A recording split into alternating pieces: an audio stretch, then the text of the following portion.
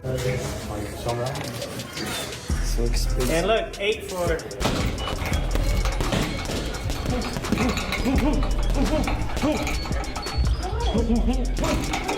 Shakur is not gonna lay down. It's gonna be skill versus skill. Teo's a very talented, skillful fighter. Shakur is a very extremely talented. Manny Pacquiao recently stopped by Teofimo Lopez's camp as Lopez continues preparations for his upcoming showdown with Shakur Stevenson. The Hall of Fame icon offered advice, exchanged insights, and brought an extra spark to the gym, helping raise the energy around the camp. The visit reflected Lopez's commitment and confidence as he gears up for one of the toughest tests of his career. Lopez's training ahead of the Stevenson fight has been detailed and intentional. He's spoken about adjusting his sparring to replicate Stevenson's constant movement, bringing in partners who can shift angles, control distance, and stay elusive.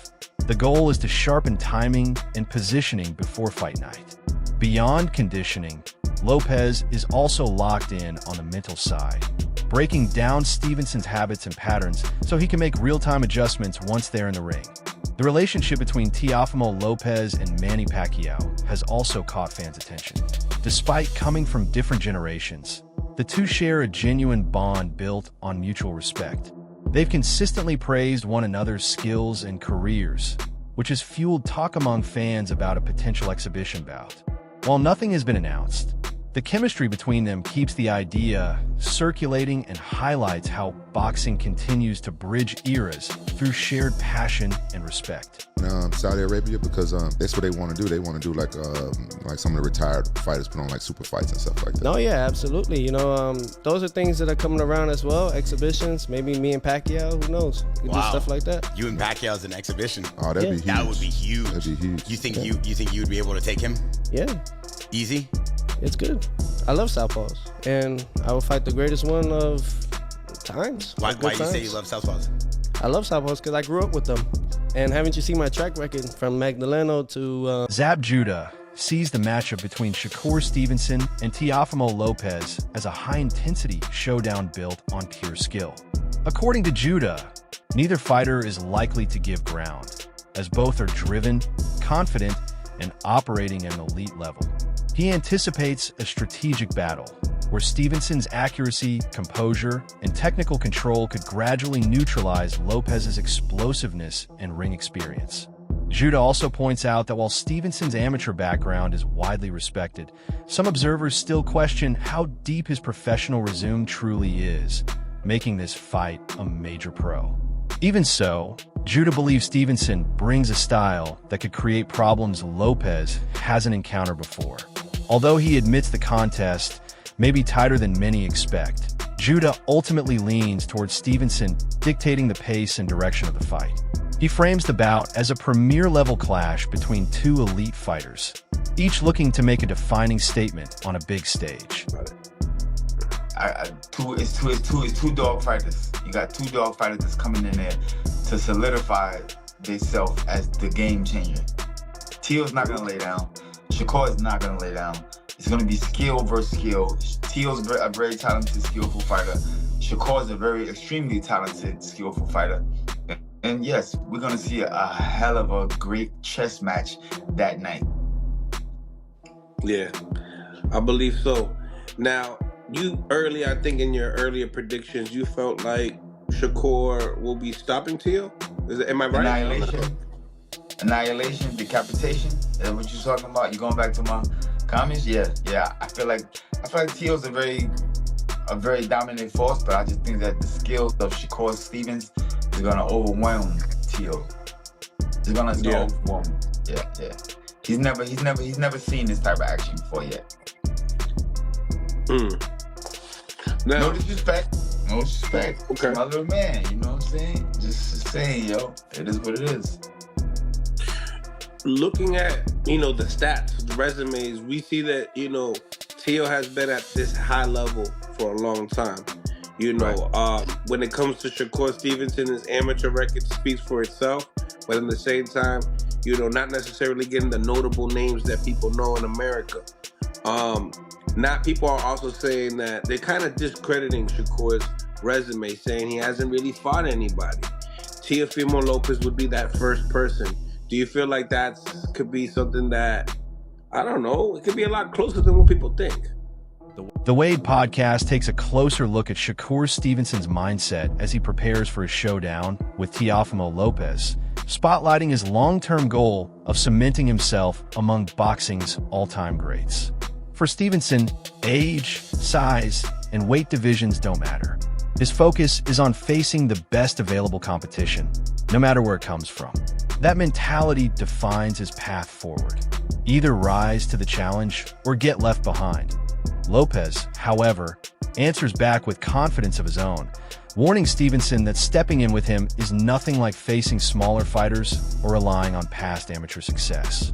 In response, Stevenson makes it clear that watching him fight is very different from standing across the ring from him, pointing to the difficulty of dealing with his timing, defensive awareness, and constant movement. Both fighters are convinced they bring a level the other has yet to experience, turning this matchup into more than just a physical contest. Mental sharpness, strategy, and belief will be just as important as conditioning. The exchange underscores the psychological battle and tactical planning behind the fight, leaving fans waiting to see whose confidence and preparation will hold up when it finally matters. Trying to get Shakur to see all versions of him, like, oh, you know, I'm laid back, you know, super humble, Shakur deserves his respect. And at the press conference talking crazy like that. I've never heard the Room 41, but the way you gotta do it, Teo is messing up the dick joke. The way you gotta say it is you gotta make Shakur say what you said. Yeah, I'm gonna take him to Room 40. Room 40, yeah, room for these nuts. That's the way you, not just, you know, you hit the punchline before we even get there. Even this was the face-to-face at the presser. God gives it. It's my time. God gives it. It's my time. It's my time. I've been waiting on this forever. Thank you. Thank you. Thank you. I appreciate y'all. Oh, you all already knew that Teo Sr. was going to be talking. Y'all knew that. The prize is right up here. The prize is right up here. Rick saying the prize is right up here. He's talking about the ring belt, and that's true. I mean, the most prestigious belt in boxing. That's fair. We stay working. You can't fight for him. I fight for him. You can't. Dan Rafael shared his thoughts on the upcoming Shakur Stevenson, Teofimo Lopez fight, expressing respect for both fighters' careers and overall abilities. He pointed out that while Lopez hasn't always been immediately dominant when stepping up against top-level opponents, such as his bout with Josh Taylor, he has still managed to rise to the occasion and deliver strong performances when it mattered most. Rafael also noted Stevenson's steady excellence throughout his career. While Shakur may not always rely on flash or showmanship, his effectiveness has been consistent from featherweight through lightweight. He emphasized Stevenson's track record in big moments, highlighting his ability to stay composed under pressure. Both fighters also bring deep amateur pedigrees, with Stevenson earning an Olympic silver medal for the United States and Lopez competing internationally while representing Honduras. The setting adds even more significance to the matchup. With the fight scheduled for Madison Square Garden, Rafael believes the location ties perfectly into both fighters' backgrounds and raises the energy for fans. He ultimately frames the bout as a major event, an important, highly anticipated showdown between two of the sport's top young talents. Up and take on the champ, which was Josh Taylor. He shined in that fight. So when Teofimo is matched, you know, in a big time opponent, you know, he's delivered, and he's done it, you know, a number of times. And, you know, he looked really good against Taylor. And Shakur, by the way, similar thing. He's been flawless through his career. He maybe not the most exciting at times, but Shakur Stevenson gets the job done. He has won titles from featherweight up to lightweight. You know, when his back was against the wall, quote unquote, and everybody had big expectations, and he had a lot of pressure on him not to make it a boring fight and all that kind of business. You know, what did he do in his last fight against William Zepeda? He stood in the pocket, he fought the guy, and he won handily. He shut him out basically. He won like 10 rounds to 2. I mean, you know, he fought a unification fight against Oscar Valdez, like a fighter that, even though he might have been favored, thought maybe Oscar could do some damage because he was a good puncher and had a great amateur background and a great chin and all those types of things. And he went out there and he routed him also. I mean, so, you know, these are two of the best young elite fighters in boxing, and their fight has been talked about for a long time. They spent most of their careers together at Top Rank, which was a fight If you ever ask Bob Arum, he'll tell you that was a fight that Top Rank, down the road had their eye on at some point when they were going to be, closer in weight to each other, because obviously Teofimo had started off, a little bit heavier than Shakur, but they would eventually catch up to each other. They're both Olympians, by the way. Teofimo he's American, but he fought for his parents' country of Honduras. In that same Olympic Games, it was Shakur Stevenson winning a silver medal for the United States. I mean, they have all kinds of accomplishment. I do think they have healthy respect for each other. They know each other for all the years being at Top Rank events together. They fought on the same undercard twice when the main event was Terrence Crawford, who was obviously very close to Shakur, but Teofimo was on those shows also. So, and they're doing it in the right place. This is not a fight they're taking to a place that doesn't make sense. All respect to the big matches they do. And Shakur Stevenson's trainer, Wally Moses, delivered a firm warning to Teofimo Lopez, cautioning against overlooking Shakur's strength and overall ability. According to Moses, Stevenson's style is built to adjust to whoever stands in front of him, a trait that has carried him successfully from the amateur ranks into the professional spotlight. Moses emphasized that Stevenson's background goes far beyond domestic success. Shakur didn't just dominate nationally. He proved himself on the international stage, earning global recognition as a world-class amateur and even receiving top honors as an elite standout in the sport. His long track record reflects rare consistency, with victories piling up against nearly everyone he faced along the way. That same foundation, Moses argues, translates directly to the pro level. Stevenson's achievements across both arenas highlight his technical sharpness, discipline, and ring intelligence. No matter the weight class, those qualities make him a difficult problem for any opponent. Moses believes it.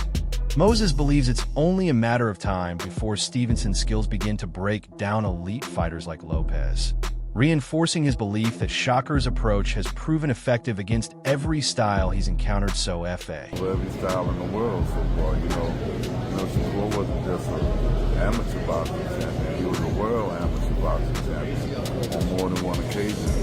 Also, he was the IEVA Fighter of the Year, making him the best boxer in the world, an amateur boxer. So, Shakur's looking for those same things from Jay Quinn in terms of inside the professional ranking. But Shakur has been proven that he's been the #1 boxer throughout his life. He was #1 in every category that he boxed in from a kid coming up. You know what I mean? Here in the U.S., he had eclipsed every boxer over like 1,000, almost close to 2,000 points in terms of his winning. So, it's not a thing that, people be talking about what have Shakur done.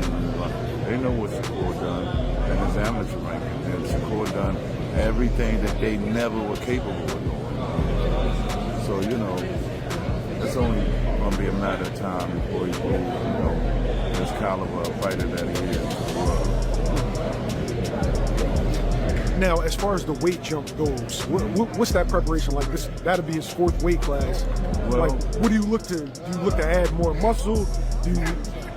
What's the proper way of adding weight when jumping up? Let me give you an example. All right, let's look at when Terrence fought Canelo, right? Yeah. Everybody talking about him walking up and moving up here. The weight was going to be a problem, but a lot of people don't know what these cats really walk around. Chris Algieri and his co-host broke down why Teofimo Lopez is one of the toughest fighters to evaluate before a matchup. They pointed out that Lopez can look spectacular in one fight and completely different in the next, making him hard to predict. At his best, Lopez tends to excel when he and his father carefully map out the challenge in front of him, showing clear intent, focus, and confidence. Algieri explained that properly assessing Lopez depends on which version of him shows up on fight night: the composed, strategic competitor or the impulsive fighter led by emotion and ego. Their discussion underlined how raw ability, preparation, and mental approach don't always line up the same way for Lopez, which is what makes him both risky and dangerous. In the end, they agreed that trying to place a sure bet on Lopez is anything but simple. Because he can be so damn good, but he also can be pretty damn bad. When he came closest, he was not good. He did not. It was not a good night. Oh, like a street fight. Yeah, it was shots. And I think I was a guest on that on the call for that show, and I said I got one guy fighting with ego and I got one guy fighting with discipline, and that's what it was, because he just went out there and was just trying to knock him out from round one, and it was not working out well. Now, is he going to do that against Shakur? Absolutely not. But also, we've seen him struggle with guys like Jermaine Ortiz. We've seen him struggle with who was the Canadian guy who I mean, not that he struggled, but he failed to really impress. Sandor Martin, another one that he a lot of people thought that he could have dropped the decision. Were those fights that people counted him out in? No, that's the thing. No, he was heavy favorite, and they were fights that did not entice him. And if you look at his best performances, there are guys that him and his father have chosen to fight. He called out Lomachenko years before they fought, and people were like, whoa, okay, pump the brakes. No, they saw something. He called out Josh Taylor a weight class below and years out, said I could beat that guy. He called out Jaron Ennis. I mean, obviously he didn't fight Jaron, but when him and his father put their heads together and they see something in a guy and they end up picking a fight like this that's dangerous where he's the underdog, watch out. I wouldn't bet it. It's the unpredictable nature of the fight. Another thing, the unpredictable nature of fighters, which is going to bring up an interesting debate about Joseph Parker, who has vowed to clear his name. Gentlemen, we're going to have a little bit of inside baseball discussion about this, right? We're all fighters. None of us are angels. The idea that Joseph Parker didn't get caught using PEDs. He got caught using cocaine, which is a recreational drug. That's what he tested positive for night of the fight. He's come out and said, Paulie, if I did blow... Chris Algieri offered a frank take on the build-up to the Shakur Stevenson, Teofimo Lopez fight, admitting that parts of the promotion felt more awkward than authentic.